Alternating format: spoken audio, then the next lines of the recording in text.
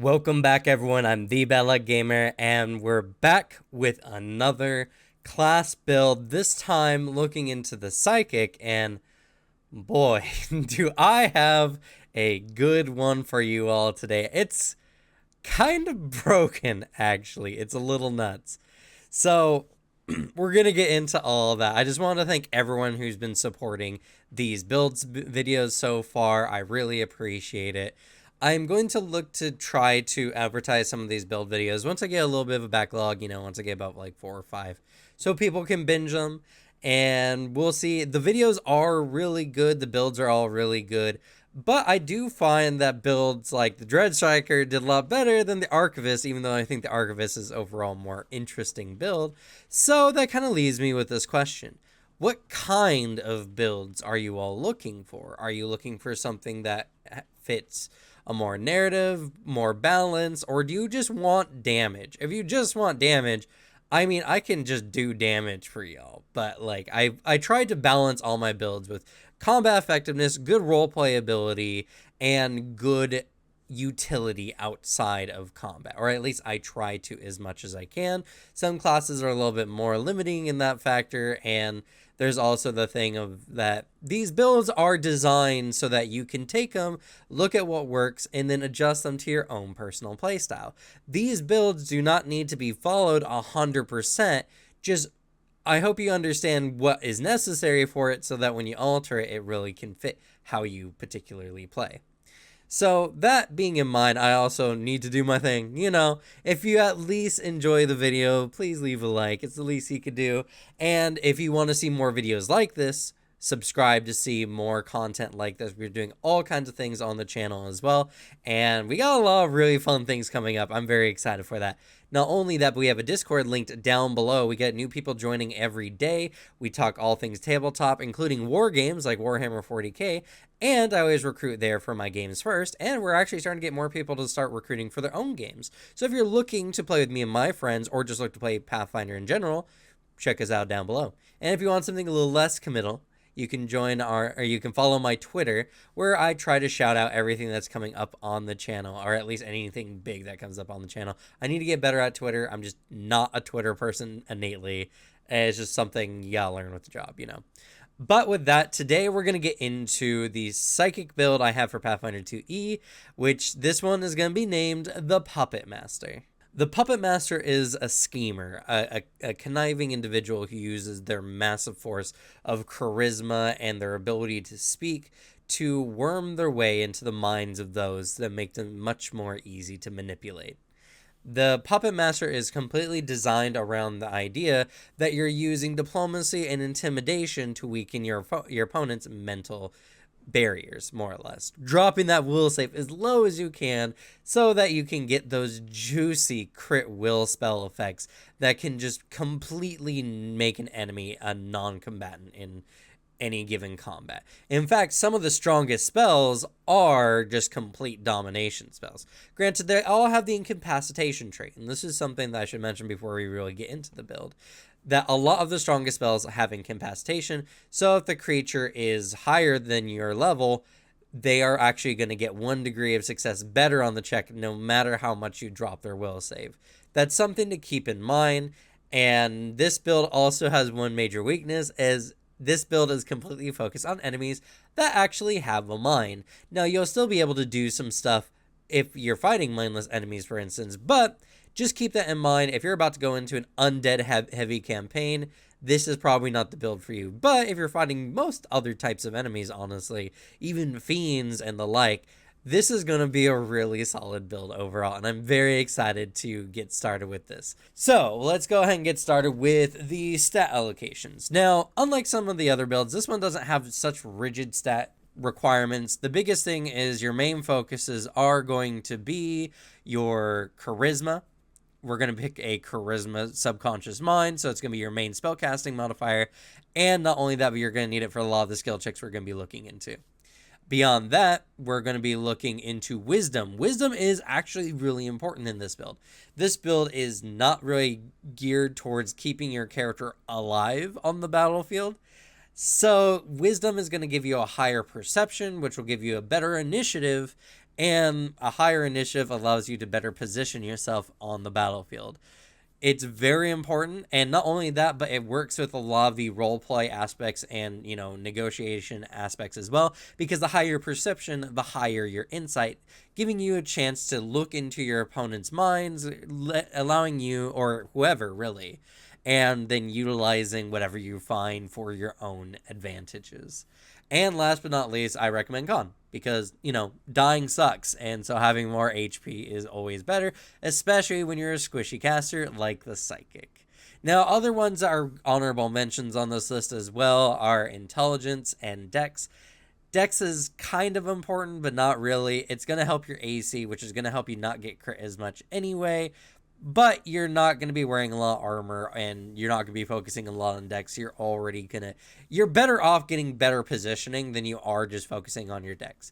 And Intelligence is good for a variety of reasons, giving you more skills, or at the very least, it can match with that idea that your character is a genius. They're a manipulator. There's someone working behind the scenes. If you watch animes like Bleach, Aizen Sosuke would be a character who's very charismatic, very intelligent, and it's a very good theme and aesthetic for the build overall. So with attributes out of the way, there's some things I do want to mention starting out. This build heavily relies on two skills specifically, which is diplomacy, because you're going to get access to the Bon Mot or Bon Mot.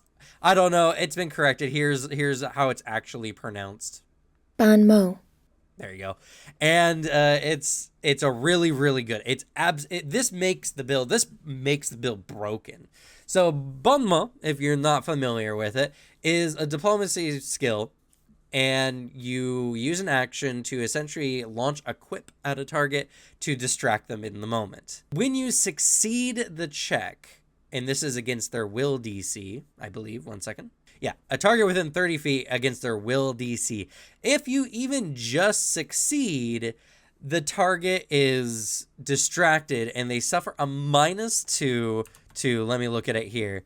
They suffer a -2 to perception and will saves for 1 minute. The target can end the effect early if they retort to your Bon Mot, which they must use a single action that has the concentrate trait and an appropriate skill to frame the retort, either their diplomacy, intimidation, or maybe even deception.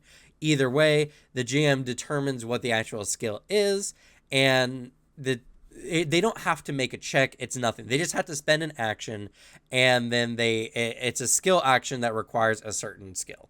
That being the case, if you crit succeed the check, they get a -3 status penalty to their will saves for a minute. And if you fail, nothing happens. But if you crit fail, you're going to suffer the same as you would if you had succeeded against the enemy, which means you would suffer a -2 to your will saves and your perception DCs as well. That would last for a minute or until you issue another Bon Mot and you succeed. This is a really good spell, and the biggest thing is that penalty to will saves, and it's a single action. This is the perfect setup for a lot of your spells. You launch a quip to distract the foe, you worm your words, and it's such a good aesthetic. And not only that, but mechanically, this is just great. It makes your spells much more likely to land and even more likely to crit, and that's devastating. And not only that, but if you have a really good diplomacy, critting on this skill check can be really easy, making some enemies complete putty in your hands as you whisper words to, set them off balance. You say things distractingly. This is a really good narrative tool as well, because it really sets your character up as a very insightful, focused character who knows exactly what buttons to push to set the enemies off. It's very, very good. Bon Mot is just such a good skill feat, and you can get it so early. It kind of breaks the build. It makes the build really, really good. The other skill feat I'm going to recommend is Intimidating Glare from Intimidation. Diplomacy and Intimidation are really important because Bon Mot and demoralizing the targets, because demoralizing the targets pretty much reduces all their saves and DCs and their skill checks, which is really good because being able to reduce their DCs is overall solid. Fear conditions are very, very strong, and it's not only strong for you, it's strong for your teammates as well. It's another good skill, especially if you're dealing with enemies that don't speak your language, because Bon Mot has the linguistic trait, so enemies have to actually be able to understand you in order for it to actually go off. But if you take Intimidating Glare with Intimidation, they don't need to be able to understand you, and you can still reduce their will DCs overall, making it very easy for you to essentially destroy the enemies with your mind. That's what the whole build is about. Now, for Subconscious Mind, we're going to select Emotional Acceptance. Wandering Reverie can work too, if that's really more your speed. I picked Emotional Acceptance because there's a feat later that we're going to pick up that's going to be even more helpful. And not only that, but Emotional Acceptance is a really good support ability, even if you're fighting against enemies that are not necessarily, enemies that you normally target, like mindless enemies, for instance. This allows you to give your allies essentially 2 plus double your level in temporary hit points when you have your Psyche unleashed, and it's just a very overall solid support ability when your Psyche is unleashed. It's not a super big thing, but whichever you pick between Wandering Reverie or Emotional Acceptance is good. The important thing is Charisma needs to be your spellcasting modifier for pretty obvious reasons. As far as Conscious Minds are concerned, I'm sorry I got the screen pulled up here so I can see everything that it gives you. I selected the Silent Whisper, and I think this is absolutely necessary for the build because it has such a strong focus on spells and focus cantrips that are meant to target the will save specifically. More importantly, Daze gets a lot of utility. Not only does it increase in range, which with this build, you're going to be way in the back, so being able to affect targets from a longer distance away is going to be really good, really necessary. On top of that, though, if you amp Daze, it does a lot of damage. You're already reducing the enemy's will save, so that damage is going to be increased. And not only that, but if they fail the will save, they take more mental damage because they gain a weakness to the effects of the save, and they get a status penalty to all will saves. This is actually really good. It does apply only to will saves, so you can't stack it with things like demoralize or with Bon Mot because those are against DCs. This only applies to will saves, but this allows you to stack it with other effects if you get the ability to somehow to cast like single action spells with, that target will saves. They stack together really well. And not only that, but any allies that have similar actions can benefit from this as well. And Daze just will do a lot of damage. The thing is like Daze will do D10s, which is nuts. It's a really, really good spell overall. And the message cantrip adds a lot of versatility to your build as well, because not only can it travel 120 feet bending around walls and such, so you don't need direct eye line to your allies, which is a very good thing. Message, people don't understand that message is not just like through walls, like just like communication. You have to be able to see them, but with this, you don't. And if you amp it, you can give the ally the ability to step or stride as a reaction, or you can allow them to shove, trip, or strike as a reaction instead.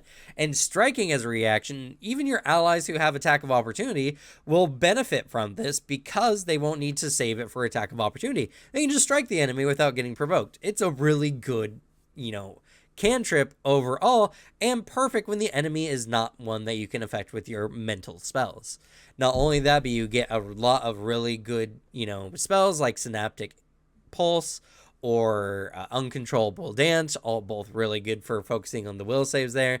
But you also get Forbidden Thought, Shatter Mind, and Contagious Idea, all spells that target will saves and can make the enemy's life a living hell. It's really, really good. Forbidden Thought especially locks off enemy actions unless they beat your will DC or your spell DC, which is pretty nuts, and it's with using their will.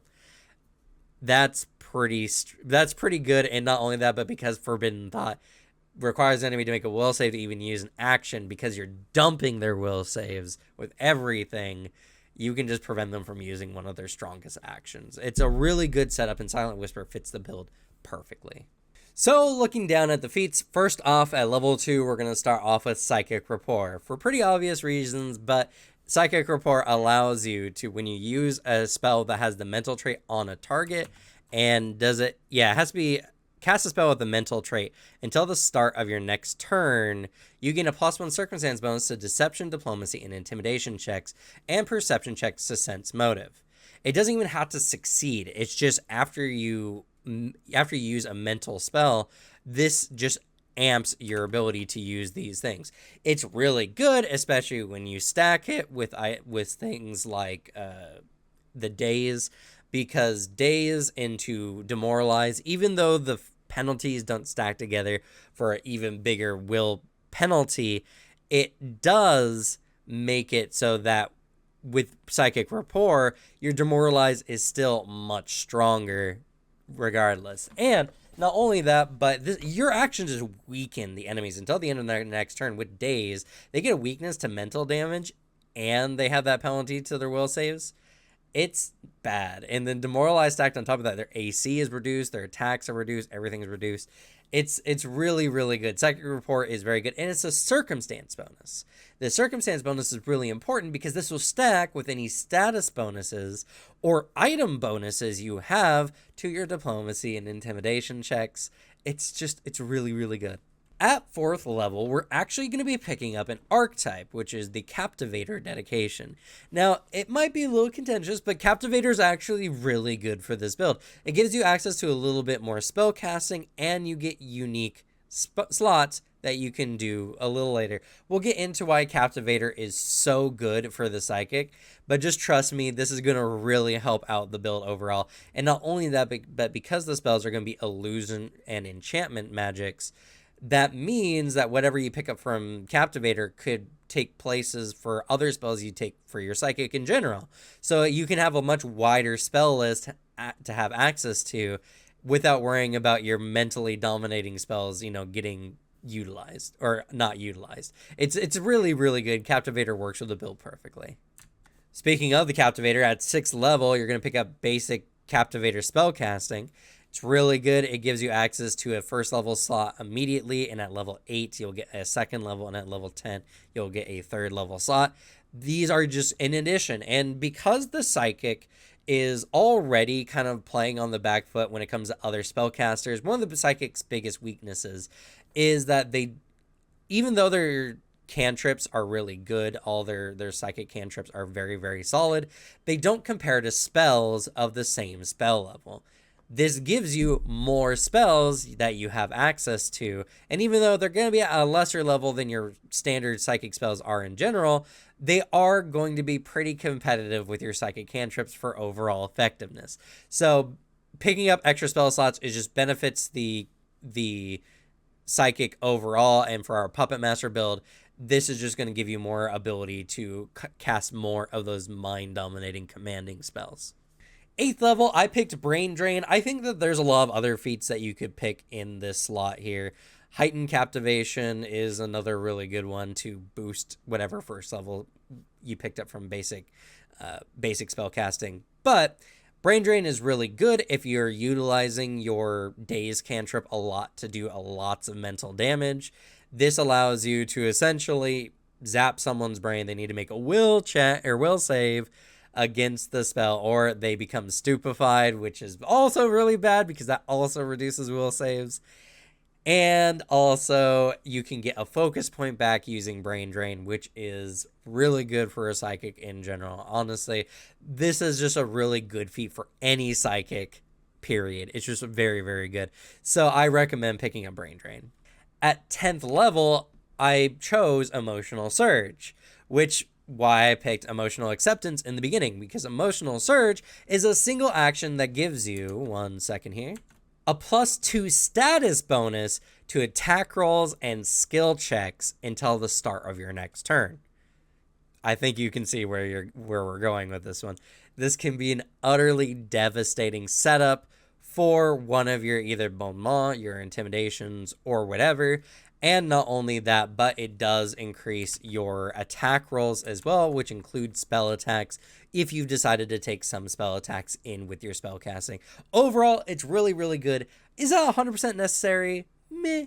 But this does make it more likely for you to crit either your demoralize or your Bon Mot, which is really bad for the enemy, especially because Sometimes the enemy could just not be in an opportunity to use an action to get rid of Bon Mot, and that bonus to your demoralize can make an enemy super weak. It's emotional surge is just really, really good in this build. At 12th level, we're picking up Expert Captivator Spellcasting, which gives you access to a 4th level spell at level 12, a 5th level spell at level 14, and a 6th level spell at level 16. Really good overall, more spells, obviously pretty good for you. At level 14, we're picking up Deep Roots, which is one of the biggest things that this build really focuses on, because not only are you commanding enemies, but even if they somehow manage to break it or someone manages to counteract the effect, they are still not safe because your effect essentially blows up in their brain. You have to critically, or an enemy has to critically fail one of its saves against one of your spells for the Deep Roots to take effect. Considering that a lot of this build is completely focused on reducing enemy will saves to make them highly more likely to crit fail one of your spells, that's pretty easy to do. And not only that, but because it can work with something like the command spell, which you can get a lot of commands off using, your extra spell slots plus Captivator if you took command. It's this is really, really nasty overall, because once they break free from any spell that makes them controlled, which is going to be your bread and butter for a lot of this, dominate, all that kind of stuff, they then take a d6 per spell level that they break off. If it's the dominate spell, which is already pretty nasty if they crit failed anyway, but once they're done, they take a mental fireball and take 66 mental damage. Deep Roots works really well, and I accidentally made a Brain Melter build. I think most Psychic builds kind of turn into Brain Melter builds, especially when they drop will saves. I just wanted to make a cool Manipulator style Psychic build, but it also does a lot of damage, so I guess no one's going to complain about that. At 16th level, you're going to pick up Master Captivator Spellcaster, giving you access to a 7th level spell, and at 18th level, you get an 8th, and at 9th level, you'll get a 9th. Giving you pretty much for all but 10th level spells, an extra spell slot, which means that your Psychic essentially becomes kind of like a wizard in some ways with their spell slots without the, of course, the arcane focus or whatever that feature is called. It's really good. It gives you more spells overall for your spells. Even though they're going to be lower level than your highest level spells typically, you're still going to have more spells overall, more opportunities to mentally melt some of your enemies, to control them, to do whatever.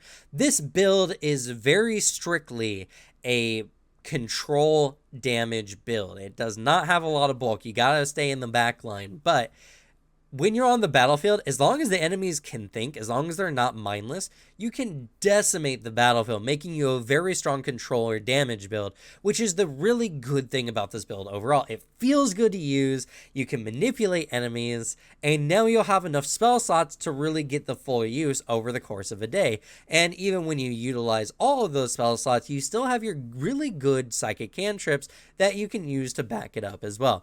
This build is really, really good. And in fact, with the remaining 2 feats I picked for this build at 18th and 20th level, I actually picked Heightened Captivation twice. And what Heightened Captivation does is you select one of your Captivator spells that you already get, and you can then heighten it to your highest level spell, Captivator spell, that you can cast. Now, it has to be 2 levels under your highest Captivator spell, so you can't pick your 8th or 9th level slots.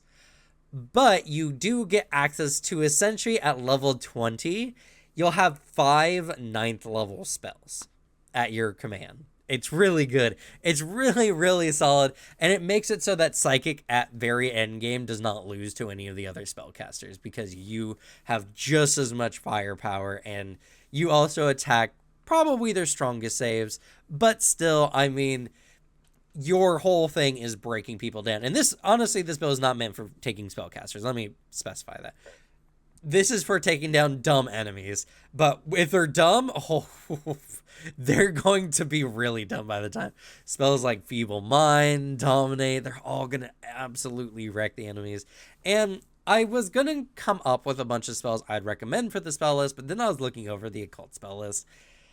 There's a lot of spells. There's too many to give any solid recommendations for, and not only that, but with Captivator, you actually gain more access to whatever occult spells you want because your illusion and enchantment-based spells are being utilized there. And something to mention about Captivator as well, illusions-based spells, for the most part, work on mindless enemies regardless. They don't need to have a mind for a majority of illusion spells, giving you access to affect even stronger enemies that are mindless with some of your spells as well. So it's really good. I just recommend that you pick spells that completely dumpster enemies that crit fail their will, because that's what you're really going for. And you also want any spells that have the controlled tag, or that can give the enemy the controlled effect, because that will benefit from deep roots, giving you even more damage overall. But you can set your spell list up however you feel fit. You're gonna have access to the ability to heighten a lot of your spells, because about half your spell list can be heightened anyway. And then you have your cantrips you can go back, or your focus cantrips that you can go back to and amp up if you need to. So something like Contagious Idea or Contagious Thought, whatever it's called, is really solid. It's really good to either frighten enemies or to give your allies bonuses. And that's another thing as well. You get a lot of ability to help your allies. You can use the Message cantrip, which is one action, by the way, to set up an ally's ability to use a reaction to strike, trip, or shove, which is all really, really good. You have good support, good control, and good damage overall. This is a really, really solid build, and I did not intend for it to be this damage heavy in addition to its other effects, but you know, what can you do? Psychic's really strong in this regard. So with that, I always do give recommendations for archetypes if you're using the free archetype rule, which I do really, really recommend for most games. But I will say, for any GMs out there, this is a really strong build if you allow it, because you can essentially take all your Captivator all your Captivator feats in those bonus feat slots, making this particular build immensely powerful, because they can allocate those other feats to other things. And actually, something I was going to mention with that is you could take the Swashbuckler Dedication in place of Captivator if you're using the free archetype rule.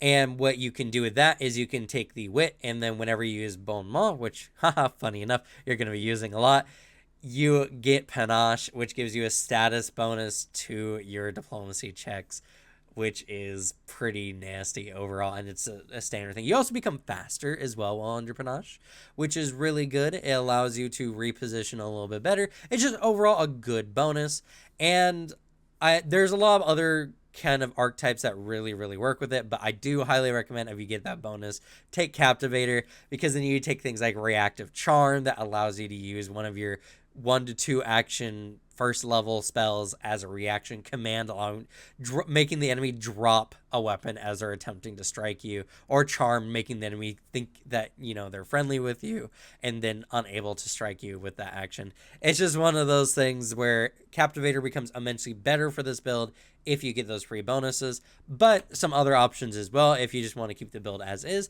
Martial is surprisingly really good. If you go to the diplomacy martial route, you become an immensely powerful support tool. You're already kind of fighting in the back. You can help command your allies in a lot of ways, gives you a lot of options. And Celebrity is actually really solid. Celebrity is a lot stronger than a lot of you think. I'm actually coming up next week with the Celebrity Archetype Dedication video, and I'm very excited to show that one off to you, because Celebrity is really strong. But generally, as a reaction, if an enemy performs a skill check, you can attempt the same skill check to one-up them, getting a bonus to a lot of your different things. Let me look at it real quick. Yeah, it gives you, as a reaction, if you can one-up the enemy, you get a status bonus to your attack rolls, perception checks, saving throws, and skill checks until the end of your next turn. And because you don't actually really have a lot of reactions as a psychic innately, it's a great reaction for when you get the chance to get a status bonus to some of your skill checks that you can then utilize with some of the other features. It doesn't stack with Panache, because that's also a status bonus, but It's a really good archetype overall to kind of mix into your build, and it gives your character that level of like people know you and they're thus much more intimidated or much more aware of your presence. It works actually really good with this build overall. Other than that, I guess I'll give some ancestry recommendations as well. Sweet Breath Null is pretty solid. It has a bonus to diplomacy checks to make an impression, really good for roleplay reasons. They even get a feat later on that can even more benefit this and make a spell that has they make a check using not auditory but they smell it from your breath. It's really good overall. It's a pretty decent choice. Null's pretty solid. Another one I'd actually really recommend would be the half elf human, only for the fact that at level 9 you can take multi-talented, so you can pick up Swashbuckler, so you can get the benefits of panache, and you don't have to worry when you pick or when you're a half elf. For multi-talented, you actually don't need to worry about the stat requirement, so you don't need to even have a dex of 14 to really pick up Swashbuckler in this way if you don't want to. And it's really good. It's really good overall. It gives you access to that panache feature, as I mentioned before, and you don't need to make any other prerequisites. It's a good way to get that in and still get a lot of benefit from it. And there's a lot of things that it's really humans a really good one for most builds, honestly, because humans get lots of extra feats through some of their feats. But in this case specifically, you only really need the Swashbuckler Dedication feat itself, so it's a really good one just for that alone. But that's gonna be it. How do y'all like the Puppet Master? I think it was really good. It also turned into a Brain Melter build, which is unintentional, but I guess an added benefit. I love the idea of playing a manipulative character who whispers words to make the enemies distracted, playing on their insecurities, all that kind of stuff. Like I said, if you watch Bleach, Sasuke Aizen's a really good example of this. It's a very good aesthetic, has lots of good roleplay material, and this actually does. I didn't really talk a lot about it during the build, but this has a lot of good benefits. Your character becomes an expert interrogator. They can get information out of people really easily in this build. You can pick a lot of spells that give you a lot of utility just for that fact. You can utilize this character to do a lot of different things. A lot of what the party needs, your character becomes almost the ultimate face character because some of their spells and some of their innate abilities just make them really good at manipulating anyone they come across. This has untold potential depending on the style of campaign you're running, and this can be a really fun character build if you have the mindset for that kind of manipulative style. But even if you don't, even if you just kind of want to use the abilities in combat and you think they're really good and really fun, manipulating enemies or doing brain melting damage, this is a build for you. This is a build that has a very high skill curve because at the highest level, this character becomes nearly unstoppable with the way they can manipulate people and some of the things they can do. At the low end, you're still doing good damage. You're still doing good ability. You still have the ability to control the battlefield, good support benefits. Overall, it's a really solid build and another build I'm very proud of. So let me know your thoughts down in the comments below. And as always, in the comment or in the description section, I will leave the build in there so that you can see it and reference it at a later point. And, recommend this to anyone else that you think might enjoy this style of build because I think this is a very solid build. And I do recommend checking out some of our other build videos as well. But with that, I'm going to go ahead and say goodbye. Thank you all so much for watching. Good luck with your games. Leave the bad luck to me. And I'll see you all next time. Bye.